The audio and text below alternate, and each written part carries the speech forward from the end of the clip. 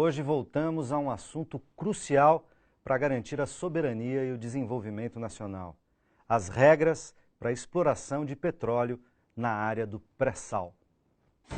Vale lembrar que até 2010 todas as reservas de petróleo brasileiras eram licitadas no formato de concessão, que garante às empresas concessionárias propriedade integral sobre o que produzem. A partir de então, o país aprovou o regime de partilha para explorar petróleo e gás natural na área do pré-sal. Um modelo de negócio determinado, no qual a Petrobras é operadora única e sócia em todos os campos, com no mínimo 30% de participação. O modelo de partilha também prevê a obrigatoriedade de que 60% dos equipamentos usados na exploração de petróleo sejam nacionais. E, complementarmente, o dinheiro arrecadado com o pré-sal seriam usados na educação e na saúde.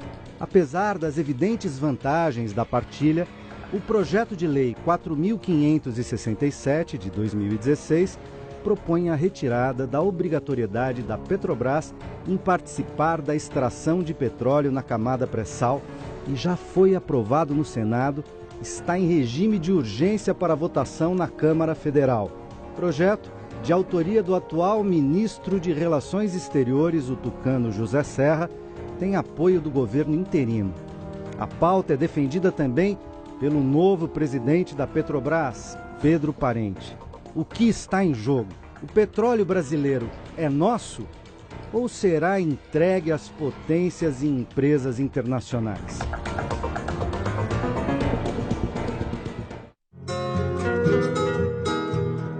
Muitos são os motivos pelos quais esse golpe está colocado, mas quero lembrar a vocês que um deles diz respeito ao petróleo que é do povo brasileiro. O povo brasileiro, através da Petrobras, da sabedoria dos seus técnicos próprios e terceiros, nós descobrimos o pré-sal. Estamos falando de reservas em torno de 300 bilhões de barris de petróleo e que as multinacionais querem se apoderar dessa riqueza. E por que elas querem fazer isso? Porque a geopolítica do petróleo mudou. Hoje, quem tem as maiores reservas do petróleo do mundo e quem comanda a produção de petróleo no mundo não são mais as multinacionais, são as empresas que estão ligadas aos governos, ao Estado. E isso, a lei da partilha possibilita que uma empresa do Estado, ela detenha o poder de ser a operadora única. E por que ela tem... Essa é a conversa que começa agora no Melhor e Mais Justo. E para fazer essa análise, convidamos Guilherme Estrela, geólogo e ex-diretor da Petrobras, e Fernando Brito, jornalista responsável pelo blog Tijolaço. Bem-vindos. Obrigado. Para começar a nossa conversa, nós contamos hoje com a participação muito especial do José Maria Rangel, coordenador geral da Federação Única dos Petroleiros, a FUP, que encaminhou direto do Rio de Janeiro uma pergunta para cada um de vocês.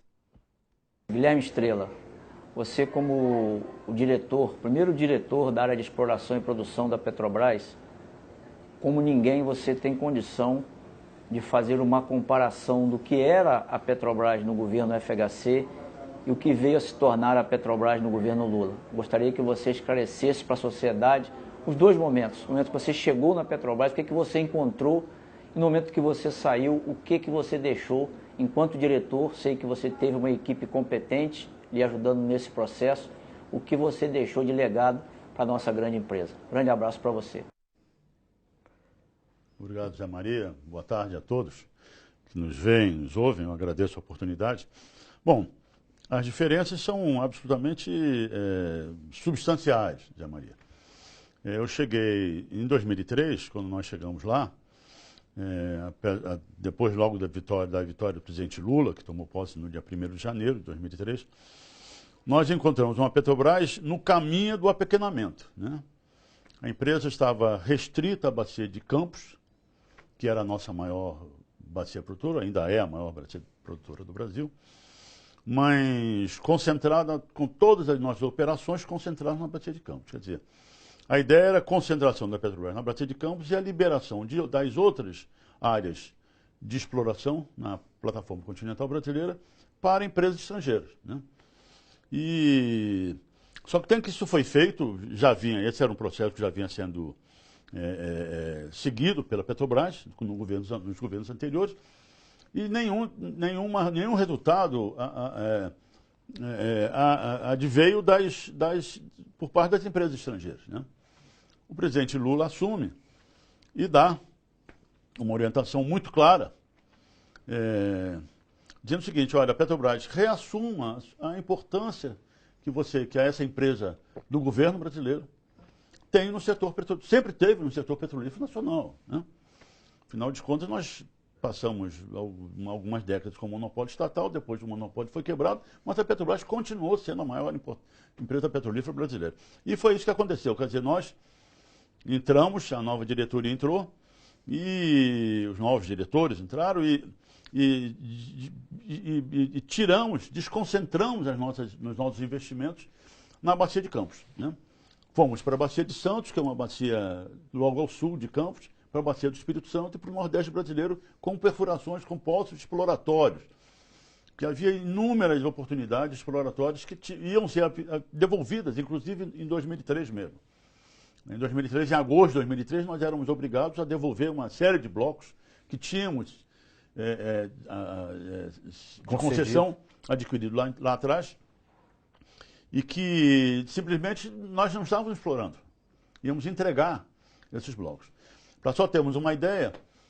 Entrega-se para a Agência Nacional de Petróleo, para a ANP. Devolução à Agência Nacional de Petróleo para que eles pusessem novas licitações. Para nós termos uma ideia, se a Petrobras não adquirisse novos blocos, que houve em 2003 uma licitação, a atividade exploratória da Petrobras ia terminar em 2008. Nós não tínhamos mais blocos para explorar. Então, imediatamente desconcentramos, tiramos as sondas da Bacia de Campos para postos exploratórios. As sondas estavam envolvidas em produção de petróleo. Começamos a descobrir campos. Mexilhão foi logo uma descoberta, o maior campo de gás do Brasil. Foi descoberta logo em seguida, que nós tiramos as sondas, Mexilhão na Bacia de Santos. Muito bem. E na rodada na licitação de 2003, adquirimos uma série de novos blocos exploratórios, que estendeu a nossa atividade exploratória por mais 10 anos, 20 anos, né?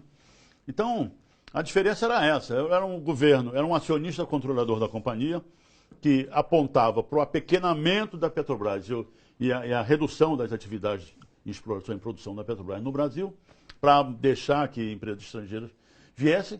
E o governo Lula, que sinalizou logo fortemente que não, a Petrobras tem que competir nesse mercado e reassumir a sua importância no setor petrolífero nacional. E foi isso que, de certa maneira, abriu a condição da prospecção do pré-sal? Certamente, certamente. Quer dizer, quando tiramos as sondas, houve um fato interessante, porque as sondas estavam concentradas na produção. Tiramos as sondas para a exploração e perdemos produção em 2004. Houve até uma situação um pouco desconfortável, porque tiramos as sondas da produção para botar em poços exploratórios. Descobrimos Uruguá, Tambaú, descobrimos Mexilhão, descobrimos na Bacia do Espírito Santo, isso na Bacia de Santos. Na Bacia do Espírito Santo descobrimos Golfinho, Óleo Leve, e foi um sucesso exploratório muito interessante, né? E certamente o retorno à Bacia de Santos é interessante. A Bacia de Santos estava abandonada. Tínhamos lá um campinho de gás, Merluza, né, Fernando, produzido pela Shell, que tinha sido descoberto nos contratos de risco, produzia 500 mil metros cúbicos por dia, mas estava abandonada.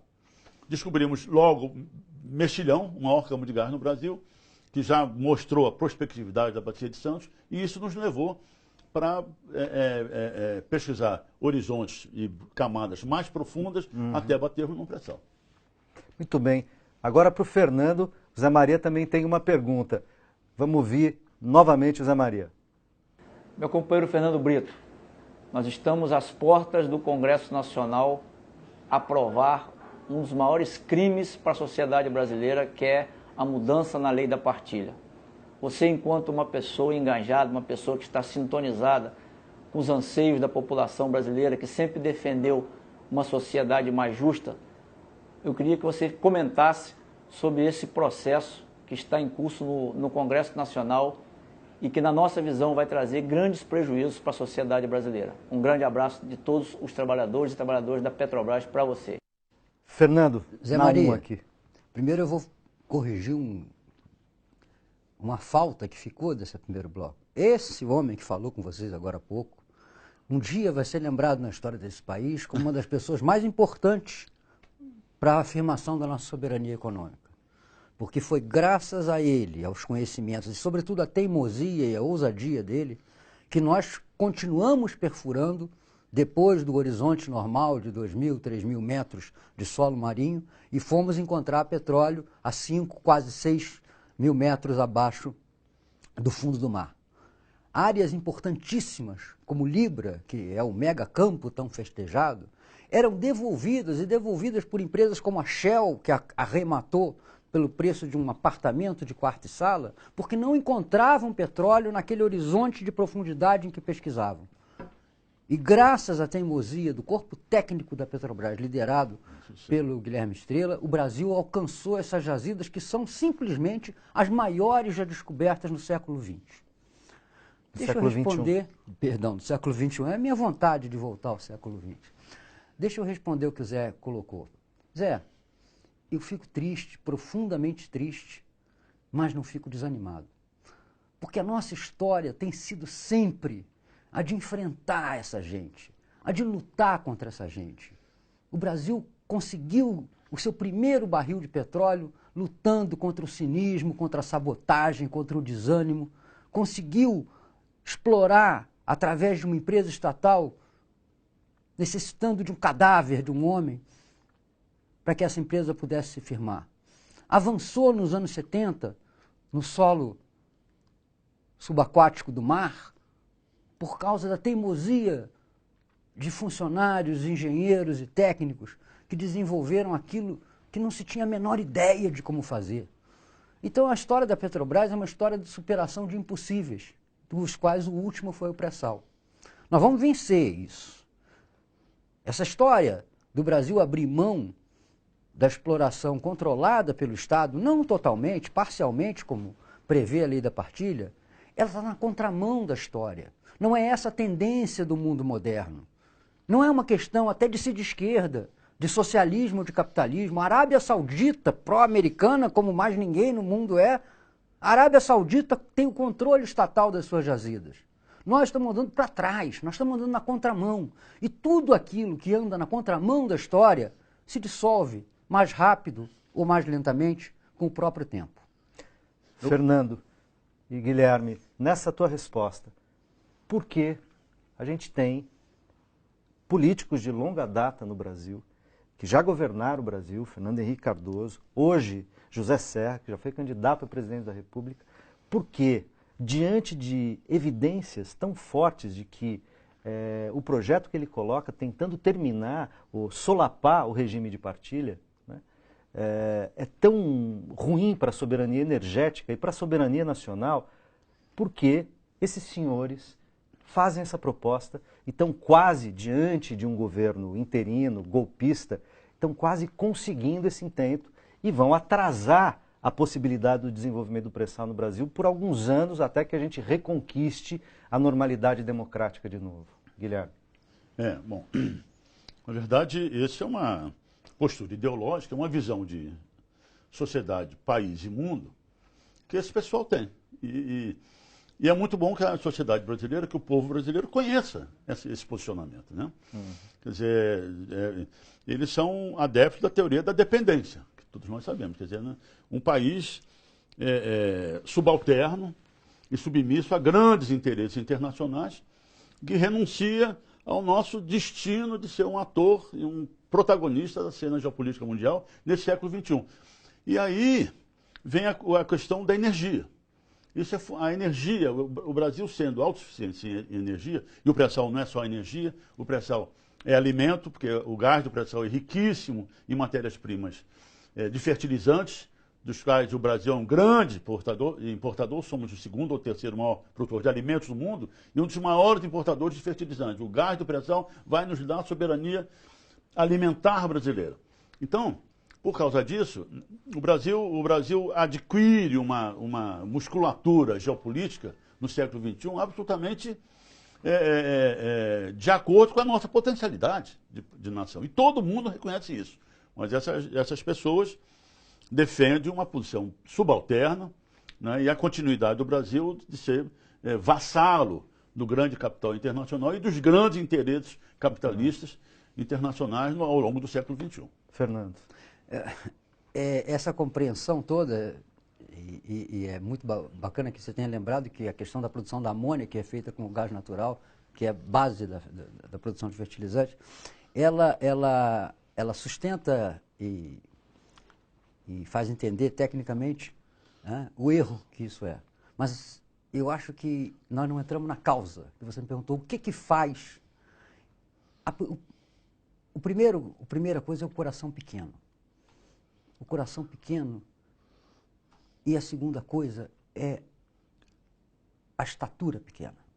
Eles não conseguem entender isso que o Dr. Estrela falou, que o Brasil não é Liechtenstein. O Brasil é um país imenso, que tem um destino histórico, que tem como meia dúzia, talvez, de países no mundo, terras agricultáveis em abundância, energia, minérios, população, espaços, vegetação, e quer se comportar como um país eco. Essa é a primeira razão. A segunda, eu prefiro contar através de uma história que Monteiro Lobato conta num livro de crônicas, que ele vendia no interior de São Paulo ações de uma daquelas companhias de prospecção de petróleo que deram com os burros na água, que ele promoveu, e fazia subscrições de ações depois de palestras, e no final de uma palestra um casal de idosos, ele um negrão forte, casacado, ela uma senhora miúda, aposentados das ferrovias paulistas, foram lá subscrever uma quantidade de ações. E o Monteiro Lobato perguntou quantas elas, ele disse um número. Ele falou, não, meu amigo, isso aí é muito dinheiro, isso deve ser a economia da sua vida inteira. Ele falou, não, é tudo que eu juntei. Mas sim, mas isso aqui você não vai ficar rico, isso aqui é uma aventura, isso aqui é muito arriscado, você vai perder tudo. Por que você quer fazer isso? Você quer ficar rico? E aquele homem de cabelos brancos e pele negra virou para ele e disse, não, senhor, é porque eu acredito no Brasil. Essa gente não acredita no Brasil. Ela não acredita no povo brasileiro. Ela não tem essa capacidade de sentir no fundo do coração, do peito, que esse país não vai ser para sempre uma vergonha. Eles temem que o Brasil levante a sua cabeça. Porque o dia que o Brasil levantar a sua cabeça, gente como eles não tem lugar nesse país. Vai voltar para as posições subalternas da qual nunca deveria ter saído. Mas, infelizmente, as elites brasileiras são isso, são essa miudeza. São essa coisa que, ao contrário da americana, da australiana, de outros países, nunca quis ter um país. Quis sempre ser o operador do entreposto comercial da colônia. O preposto do império.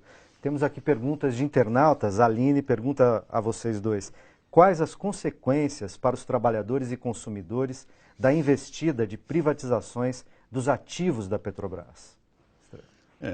O que acontece é o seguinte, os ativos da companhia, a Petrobras é gestora de um sistema produtivo, que vai da exploração de petróleo, da produção, transporte, refino e distribuição. A hora que você desagrega esse sistema é composto de uma série de elos, feita uma corrente de diversos elos.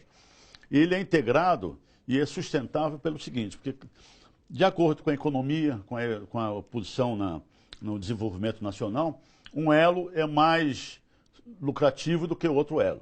Às vezes um elo dá prejuízo e assim por diante, mas o sistema como o outro todo, compensa e assim por diante. Por isso que o pessoal que estuda economia diz que esse sistema composto dessa maneira, essa é uma estrutura anticíclica, porque os ciclos econômicos de baixa e alta atingem diferentemente os elos desse sistema. A hora que você vende ativos, né, os segmentos desse sistema, você desagrega a sustentabilidade a longo prazo desse sistema. Então, a Petrobras, como agora, por exemplo, eles estão querendo vender a BR, né, a distribuidora e os terminais da Transpetro e dos gasodutos. Isso é você desestabilizar integralmente o sistema industrial gerido pela Petrobras. Porque o meio, quer dizer, aquele miolo da companhia, ele vai ficar fragilizado. Né? Então, isso no respeito ao sistema. Outra coisa é que a empresa, como uma empresa do Estado brasileiro, ela mantém uma relação capital-trabalho de acordo com a lei, ela cumpre exatamente o que a lei manda. É uma relação, e eu tenho 50 anos de companhia, tive 50 anos de companhia, sou testemunha disso, é uma relação madura, justa, correta e civilizada na relação capital-trabalho. Né? Havendo a venda de ativos, a relação capital-trabalho no detentor desses ativos certamente vai ser muito menos avançada e correta do que ele tem com o sistema Petrobras. Quer dizer, em termos não só de salário, mas em termos de todo aquele entorno social que a empresa tem, exemplarmente até, no quadro brasileiro. Né? Fernando. E tem uma coisa, quer dizer, além do lado trabalhista, tem o lado fiscal também. A Petrobras é uma importantíssima recolhedora de impostos desse país, situação que a gente não pode garantir, e pode até duvidar, em função da tradição das empresas privadas no Brasil, que vá se repetir com um dono privado. Eu podia acrescentar um... Claro. É o seguinte... Deve. A Petrobras, nas suas relações com o mercado de fornecedores brasileiros, né, ela é uma empresa que tem patamares muito exigentes de aceitação de fornecedores. Então, ela qualifica demais o trabalho. Ela qualifica demais o fornecedor, está entendendo? Uhum. Então, isso, para o fornecedor, ele também é obrigado a investir nos seus empregados. Isso é uma... Né, e ter essa relação com os seus empregados, em termos de investimento na capacitação dos seus empregados, em alto nível. Isso é uma relação que vem de décadas. Né? Isso vai gerando uma espécie de cadeia mais virtuosa. Né?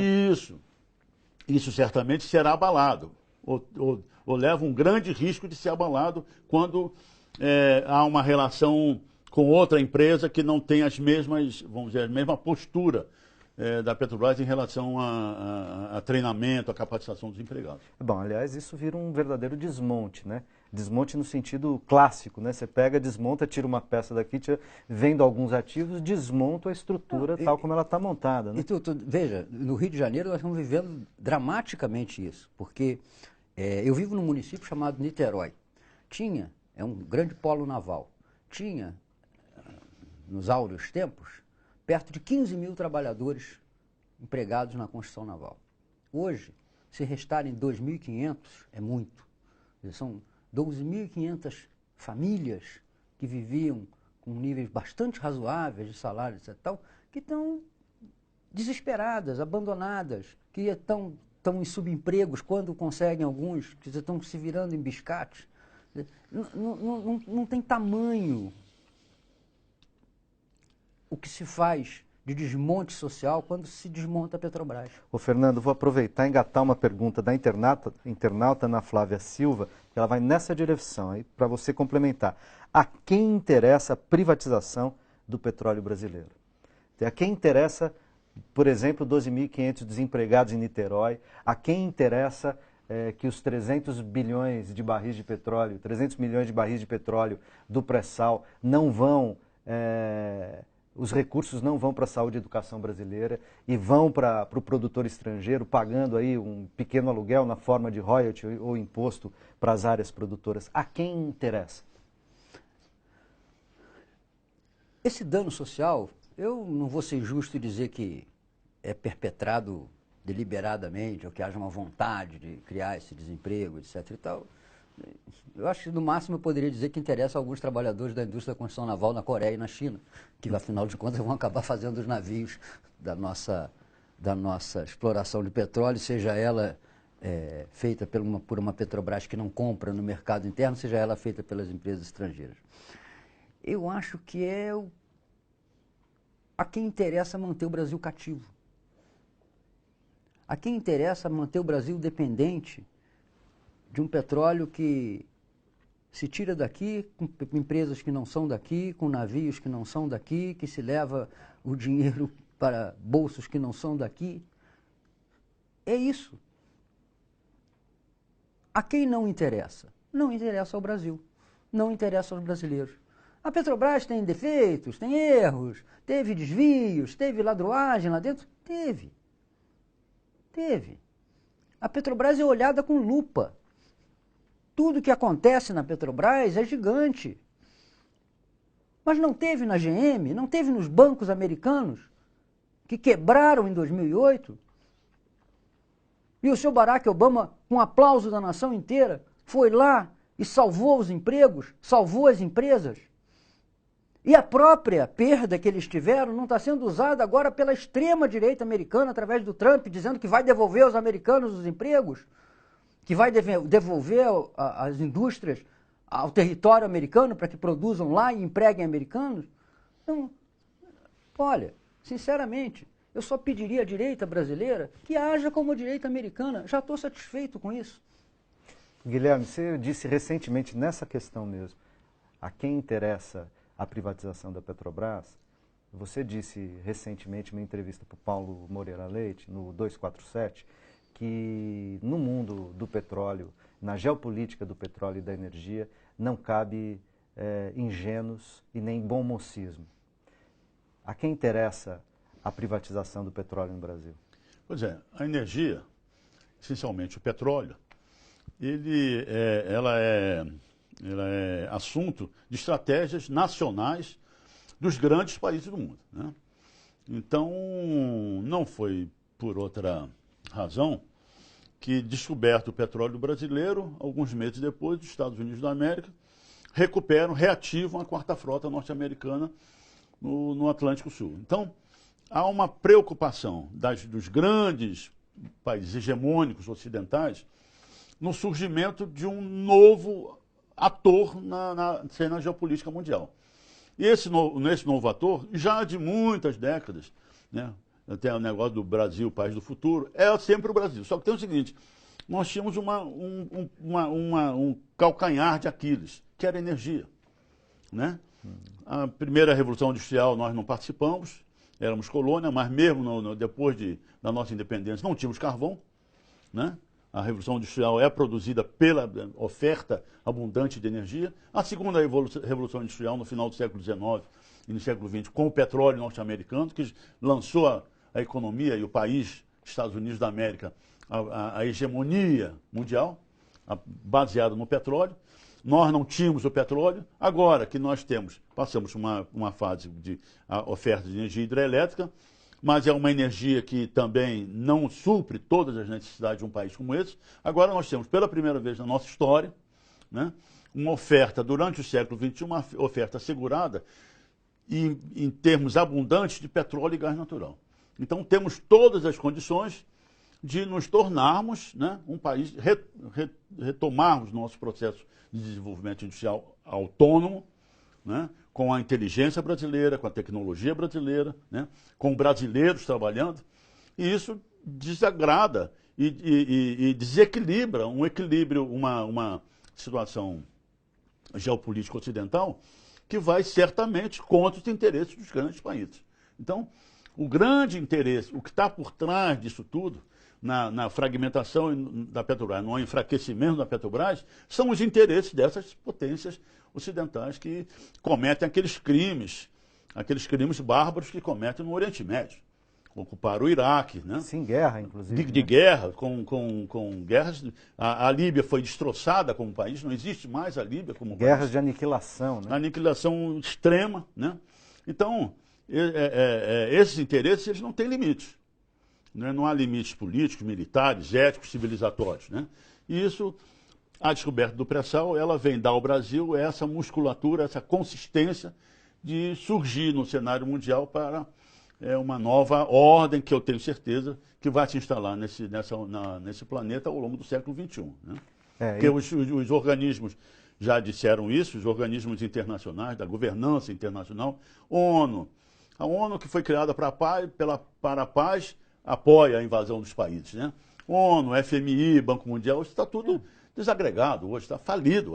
A crise europeia está aí para mostrar isso, né? Então, nisso tudo, a humanidade, quer dizer, pelo menos o mundo ocidental, vai ter que se reestruturar todo ao longo desse século XXI com um novo ator, com a potência, como disse o Fernando, para um país absolutamente rico, né? Povo, cultura, riquezas, água. É uma riqueza nossa que poucos têm, né? Água potável, né? É isso. Então, bate de frente contra os interesses das grandes potências ocidentais. Eu preciso fazer o nosso intervalo. E antes de ir para o intervalo, no entanto, queria deixar essa marca da fala do Guilherme e também da do Fernando. Dizer, os interesses geopolíticos olham agora para o Brasil em função da gente ter se tornado uma potência energética.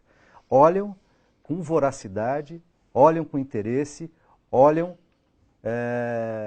com olhos grandes, digamos. E a nossa plutocracia subserviente, que imagina ganhar dinheiro e manter o status quo, vendendo as nossas riquezas para a geopolítica internacional. Não é pouca coisa. A gente já volta.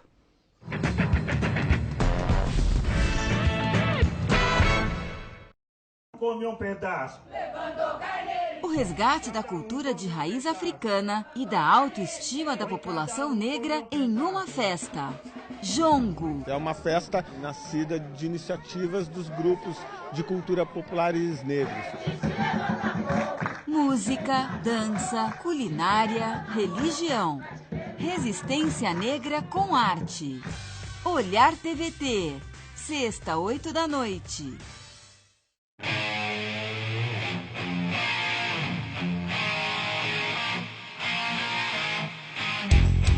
Para uma democracia funcionar bem, todo cidadão deve acompanhar seus candidatos, mesmo depois das eleições. Por isso é bom entender a função de cada cargo. Por exemplo, você sabe o que fazem os vereadores? Na Câmara Municipal, eles decidem o futuro do seu município. Os vereadores discutem e votam projetos que serão transformados em leis, fiscalizam se o prefeito cuida bem do dinheiro público, avaliam os orçamentos e levam à prefeitura as necessidades da população, ouvindo suas sugestões. E o prefeito? Você sabe qual é o seu papel?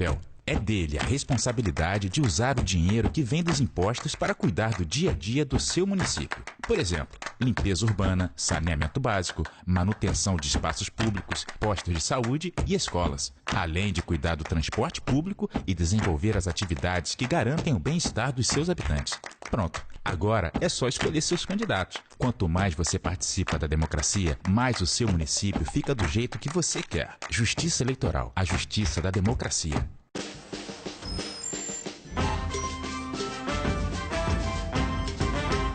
Naquele dia que aquela comissão falou Rio de Janeiro, acenderam fogos, fizeram festa, menos a nossa comunidade, que a gente sabia que daquele dia alguma coisa ia acontecer. Não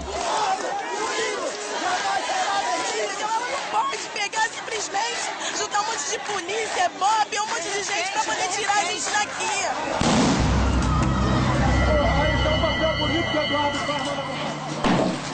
Todo o dinheiro gasto e todas as remoções feitas por conta das Olimpíadas é um absurdo. Se nós perdemos tudo isso, isso é legado? Isso é uma desgraça para nós. Olimpíadas da negação é pra gringo, não pra nós, povão. Não importa quanto tenha de história, mais uma casa no chão. Sexta, 8h30 da noite, em Luz, Câmera, Democracia.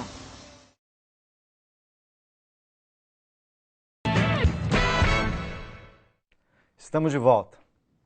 Os desafios e ameaças que envolvem a exploração de petróleo na área do pré-sal em tempos de golpe de Estado no Brasil. Esse é o assunto do Melhor e Mais Justo de hoje. E dessa conversa participam Guilherme Estrela, geólogo e ex-diretor da Petrobras, e Fernando Brito, jornalista responsável pelo blog Tijolaço. A Operação Lava Jato, para além do necessário combate à corrupção, ganhou contornos questionáveis e trouxe graves efeitos sociais e econômicos ao país ao atingir em cheio um setor tão estratégico quanto o petroleiro. Isso sem falar de setores relacionados, como a construção pesada, a indústria naval, a indústria petroquímica, etc, etc. Esse desmonte, patrocinado em parte pelo Judiciário e pelo Ministério Público, não acaba ajudando na entrega de riquezas estratégicas ao capital estrangeiro? E a soberania nacional, ela não será afetada por esse tipo de política do governo interino e, ao mesmo tempo, de estratégia da justiça brasileira? Fernando. A gente vai ficando velho, a gente fica cartesiano. Entendeu? Então, eu costumo dizer que o bom senso, como dizia o Descartes, devia ser a coisa mais bem repartida do mundo. Se o objetivo da justiça ao combater o desvio de dinheiro público e a corrupção é fazer com que a sociedade, a coletividade, se beneficie de mais e mais abundantes recursos, né? Como é que se justifica que uma ação judicial seja desenvolvida sem os cuidados para que essa própria ação não se torne fonte de uma quebradeira geral de empresas, de um empobrecimento geral do país, de uma demissão de milhares, dezenas de milhares de trabalhadores, do aniquilamento de atividades econômicas? É um contrassenso aí. Como é que eu vou preservar o bem-estar público evitando a corrupção se a maneira de eu fazer isso constrói a crise social, trabalhista e econômica nesses setores? Isso é uma contradição.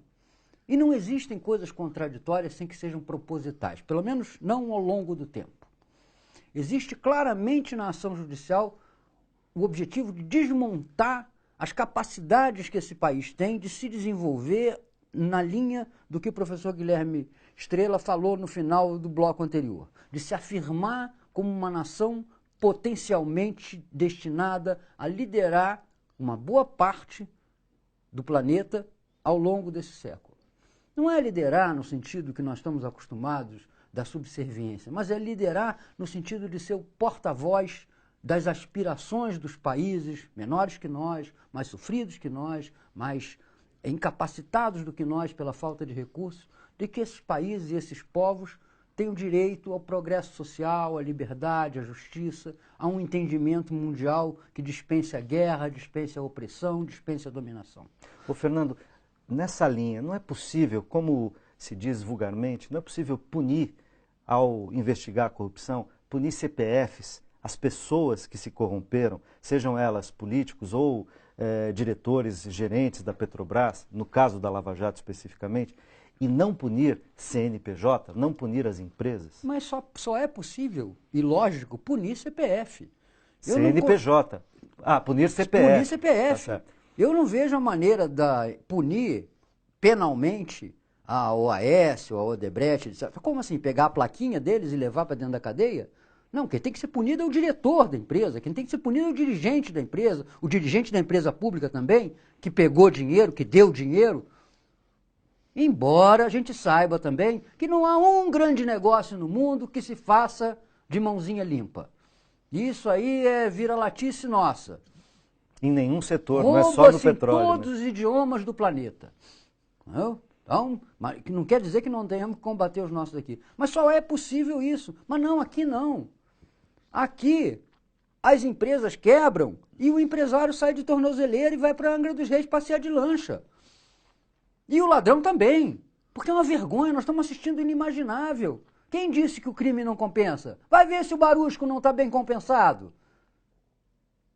Para viver como um nababo, eu e você topamos uma tornozeleirinha dessas. Passear de lancha, tomar sol. Que isso? Mas ele dedurou, ele fez a delação premiada. E que critério é esse? Agora é esse o critério? Roubei sim, mas contei quem foi lá comigo. Como assim? Eu vou sair livre?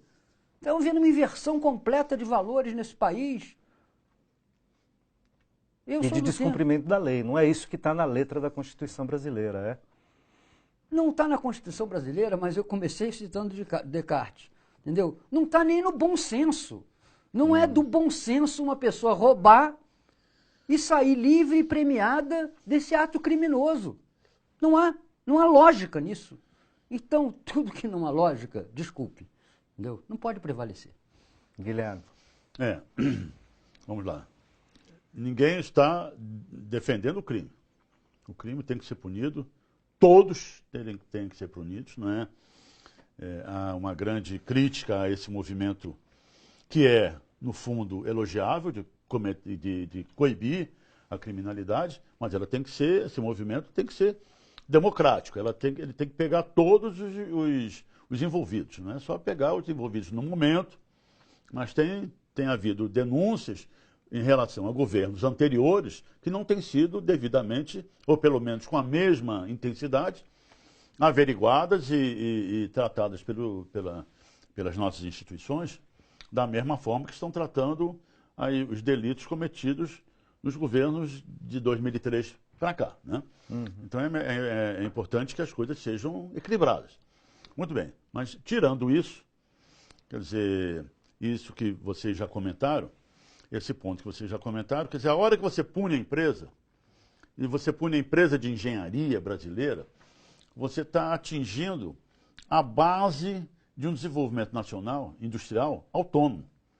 Porque está na empresa de engenharia brasileira, no que respeita à industrialização do país, né, a inteligência nacional, né, a capacidade de gerar inovação, a capacidade de desenvolver tecnologias, de elaborar projetos com a inteligência brasileira para resolver e avançar em problemas brasileiros. A hora que você atinge essas empresas, você mata o desenvolvimento autônomo nacional brasileiro. Você começa novamente a amarrar, você dá um passo para trás, um formidável salto para trás, de amarrar o nosso desenvolvimento, a parte essencial, que é a parte da engenharia e da tecnologia nacional, a importação desses bens imateriais que são, no final dos contos, o cerne e a essência da autonomia nacional, que é a inteligência e é o desenvolvimento nacional. Nós estamos a ponto, professor, agora de entregar para Israel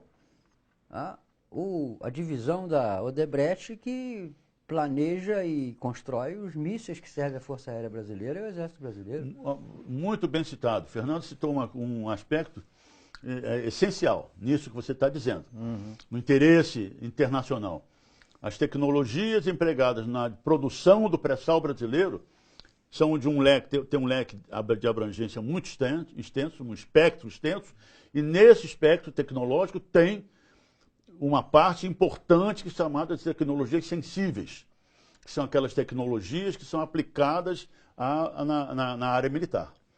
Então isso também tem muita coisa, muitos desse esforço de tirar a Petrobras, de tirar o Brasil da operação do pré-sal, onde se desenvolve efetivamente novos conhecimentos, novas tecnologias, é essa parte, esse setor aí de tecnologias sensíveis que são fundamentais para um país que se quer soberano ao longo do século XXI. Aliás, Fernando, o Guilherme nos falava durante o intervalo aqui, nos dizia que o pré-sal indica, o pré-sal brasileiro aqui na costa leste, né, no Atlântico, na costa leste do Atlântico, na nossa costa leste, talvez seja a última fronteira de pesquisa na Terra, né, para baixo. Queria que o Guilherme explicasse isso, porque isso tem a ver também com o desenvolvimento de tecnologias, tanto as sensíveis, as militares, quanto a questão da inovação e, digamos, até das vantagens competitivas daqui para o futuro. Certamente, você tocou num ponto importante. O pré-sal brasileiro,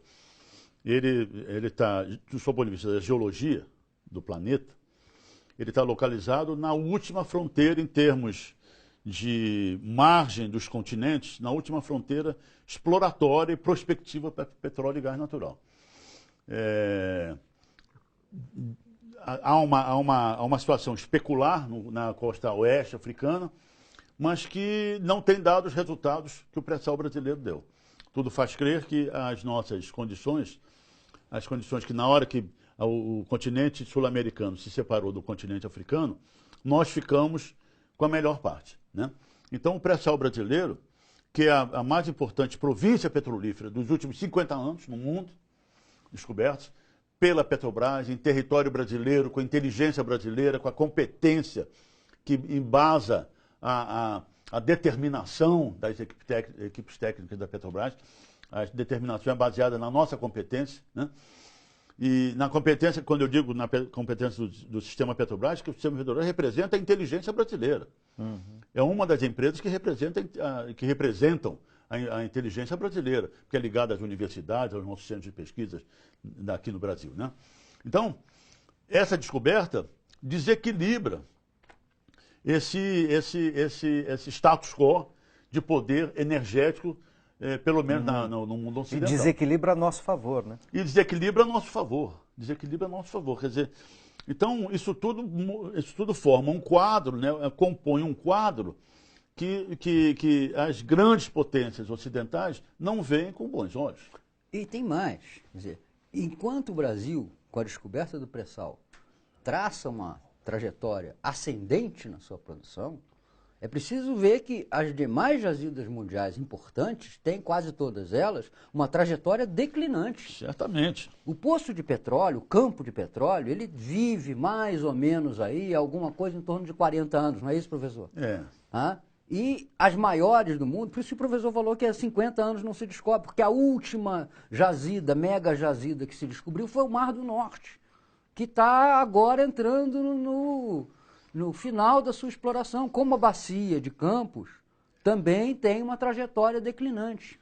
É tão visível isso que o Brasil, em apenas 9 anos, passou a ter quase 40% da sua produção sustentada pelo pré-sal e basicamente apenas por 2 campos. O Brasil produziu no mês passado alguma coisa em torno de 3,3 milhões de barris de óleo equivalente, que é a soma de petróleo mais o gás, de óleo equivalente por dia. Desses 3 milhões e 300, 1 milhão praticamente veio de 2 campos. Os campos de Lula, que era antigamente no início do pré-sal conhecido como Tupi, e o poço de Sapinhoá, que era conhecido como Guará. 2 em mais de 15 campos já descobertos e ainda em avaliação dentro do pré-sal da Bacia de Santos. O Brasil tem 9 mil poços de petróleo. O pré-sal, desses 9 mil, 60. E produz 40%. É esse o tamanho do que nós estamos entregando. É essa riqueza que nós vamos dizer, senhores, levem de nós. É preciso não só ser conservador, é preciso não ser lógico, é preciso ser, um lesador da pátria, para permitir que isso se vá entre os nossos dedos. Deixa eu fazer... Só o que ele quer dizer, um minuto. Ele falou no ocaso do Mar do Norte. Por que o atual movimento de venda de Carcará, né, um campo do pré-sal, tem a grande interesse da empresa norueguesa Statoil? Porque eles estão pensando estrategicamente no país deles. E vendida pelo atual presidente da Petrobras, Pedro Parente, por um valor aparentemente bastante abaixo da potencialidade do campo, né? Isso, quer dizer, nós não podemos subestimar a inteligência dos noruegueses, nem de quem quer que seja, mas o interesse norueguês, né, eu me permito fazer essa interpretação, está ligado ao ocaso de produção do Mar do Norte. A Noruega, se não tiver novas reservas para lhe sustentar, suprir de óleo, de petróleo, a Noruega vai entrar proximamente em problemas. E tem o seguinte, essa venda de Carcará está sob o domínio, sob o modelo de concessão, né? Então, a Statoil vai ser proprietária do petróleo produzido. Achado lá. Né? Tá entendendo? Então, isso está dentro de uma estratégia nacional norueguesa. E elogiável estratégia nacional norueguesa. Nós é que temos que ter a nossa estratégia. Lastimável a nossa posição nesse caso. Lastimável a nossa posição apequenada de não ver o que ou ver. É pior do que só um mau negócio estratégico, é um mau negócio prático, porque a Petrobras já investiu ali talvez cerca de 300, 400 milhões de dólares perfurando os poços exploratórios, correndo risco, delimitando o campo, descobrindo a espessura e as características da coluna de carboneto, fazendo todas as sondagens 3D que são necessárias para a exploração do poço. Quer dizer, não há risco, ao contrário, há o conhecimento de tudo. E sabe o que significa o conhecimento da estrutura geológica de onde você vai furar? Significa se seu poço vai custar 200 milhões de dólares ou se ele vai custar 40 milhões de dólares. É simples assim. Significa se ele vai custar 200 ou 40, 5 vezes de diferença. Nossa. E nós estamos vendendo o que nós já sabemos, o que precisa para fazer ali. Deixa eu botar, nós temos pouco tempo e nós temos aqui um conjunto de perguntas dos nossos internautas e eu vou ver se, vou tentar fazer um negócio aqui meio diferente, vamos ver se dá certo, que é pedir que vocês juntem nas respostas essas questões aqui, sim, embora elas tenham relação, mas não são exatamente iguais. Seguinte, Ana Flávia, Kátia Passos e Glauber Rocha. Ana Flávia diz o seguinte, Kátia Passos, da Ana Flávia já tinha feito a pergunta. Kátia Passos, Glauber Rocha e Décio Oliveira. Kátia Passos diz o seguinte, o que pode significar esta nova política internacional instituída pelo ministro José Serra para a Petrobras? O Glauber Rocha emenda com a seguinte pergunta, como avaliar as novas relações e correlações de força no Mercosul e o papel da Petrobras no desenvolvimento dos países que integram este grupo? E o Décio Oliveira pergunta, por fim, que eu vou pedir que vocês terminem com essa resposta, se é que é possível responder a isso. Passando o projeto de lei do Serra, que entrega o nosso petróleo, quais os caminhos possíveis para reverter o saque, para reverter a entrega ao capital internacional? Ele pergunta, a reestatização é possível? Fernando. Está me dando uma vontade de começar a responder pelo fim. Pode responder pelo fim. Não, vamos pelo início, vamos ser disciplinados. Eu acho que significa, não só na área do petróleo, mas significa em tudo, no Tratado Transpacífico, significa a volta do Brasil a uma condição de alinhamento automático. Não é errado o Brasil se alinhar nessa ou naquela política aos Estados Unidos. Não. Nós vamos nos alinhar aos Estados Unidos ou a quem quer que seja no mundo de acordo com os nossos interesses. Não nos alinharmos automaticamente e pior, passarmos a funcionar como uma espécie de guarda da esquina dos Estados Unidos em relação à América Latina, como já estamos atuando nesse caso do Mercosul. Não nos cabe assumir o papel de gestor das diferenças entre o governo americano e o governo venezuelano. Nosso papel tem que ser um papel discreto, um papel de conciliação, um papel de entendimento com os nossos vizinhos. O Uruguai está dando esse exemplo, mantendo uma posição de equilíbrio. Diplomacia não é para dar latido, não é para rosnar, não é para morder. Diplomacia é a arte do entendimento no possível, completo nunca é. Os países têm que aprender a conviver com as diferenças. O Brasil, no governo Lula, teve um dos melhores momentos na sua relação com o mundo e herdou desses momentos uma admiração, um conhecimento, um respeito, que nós estamos vendo ser malbaratado hoje. Entendeu? Está aí, o Rio de Janeiro está vivendo as Olimpíadas, que vai transcorrer com sucesso, vai funcionar bem. Tem que perder essa mania de vira-lata, que não temos capacidade, que é um absurdo. Qualquer país do mundo, 200 países do mundo fizeram. Nós temos 500 e poucos anos de existência como país. Não é a Olimpíada que está trazendo miséria para o país, porque senão, por que nós tivemos miséria nos outros 515 anos que Fernando, não teve desculpa eu Olimpíada? te interromper, mas queria também ouvir o Estrela e nós temos um minutinho para fechar. Bem. Isso tudo está no contexto global, né? Que tem como objetivo o enfraquecimento brasileiro. Né? O enfraquecimento do Brasil efetivamente materializar todo o seu potencial de ser um ator protagonista da cena geopolítica mundial do século XXI. Você entregando essas riquezas, dificilmente você vai tomar de volta. E o governo argentino, olha só, dá licença para 2 bases militares em território argentino, norte-americanas argentinas. A gente entrega a nossa riqueza e na hora de querer tomar de volta, companheiro, nós vamos ter uma base militar em Foz do Iguaçu, do outro lado do muro, do outro lado do nosso muro, sim, com tanques americanos, soldados americanos, uma base com aviões norte-americanos, né? E uma base lá em terra no sul da Argentina. Ou seja, o negócio é a gente não perder. Isso. É não perder. Exatamente. Eu quero agradecer muitíssimo Fernando Brito, Guilherme Estrela. A conversa foi ótima, para mim foi absolutamente esclarecedora. Agradecer também a você que nos acompanhou até aqui, agradecer muito aos internautas que fizeram muitas perguntas, a gente colocou o máximo que deu aqui na conversa. Aquelas que não foram respondidas aqui ao vivo, a gente vai responder para vocês por e-mail. E o melhor e mais justo que é, por fim, reafirmar o compromisso de seguir na luta em defesa da soberania nacional, da cidadania e da legalidade democrática. Um forte abraço.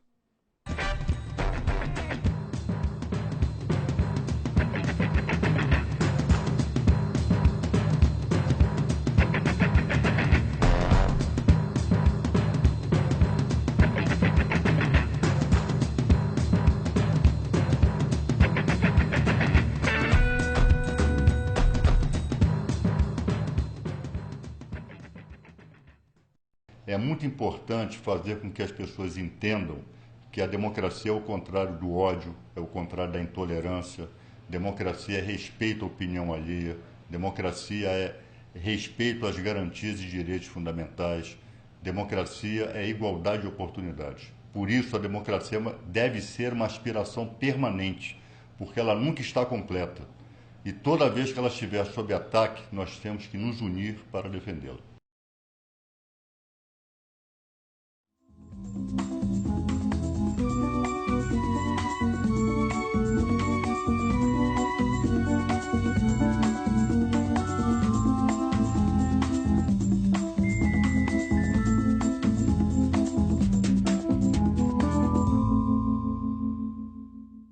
Estamos em pleno mar, doudo no espaço brinca o luar, dourada borboleta, e as vagas após ele correm, cansam, como turba de infantes inquieta. Estamos em pleno mar, no firmamento os astros saltam como espumas de ouro, o mar em troca acende as ardentias constelações do líquido tesouro. Estamos em pleno mar, dois infinitos ali se estreitam num abraço insano. Azuis, plácidos, dourados, sublimes, qual dos dois é o céu, qual o oceano? Estamos em pleno mar, abrindo as velas ao quente arfar das virações marinhas, veleiro brigue e corre a flor dos mares, como roçam na vaga as andorinhas. De onde vem? Aonde vai? Das naus errantes, quem sabe o rumo, se tão grande é o espaço. Neste Saara, os corcéis o pó levantam, galopam, voam, mas não deixam traço. Bem feliz de quem pode ali nesta hora sentir deste painel a majestade. Embaixo o mar, em cima o firmamento, e no mar e no céu a imensidade. Oh, que doce harmonia traz-me a brisa, que música suave ao longe soa. Meu Deus, como é sublime um canto ardente pelas vagas sem fim, boiando à toa. Homens do mar, ó rudes marinheiros, tostados pelo sol dos quatro mundos, crianças que a procela acalentara no berço destes pélagos profundos. Esperai, esperai, deixai que eu beba desta selvagem livre poesia. Orquestra é o mar que ruge pela proa e o vento que nas cordas assobia. Por que foges de mim, barco ligeiro? Por que foges do pávido poeta? Ó, quem me dera acompanhar-te a esteira que semelha no mar do cometa. Albatroz, albatroz, águia do oceano, tu que dormes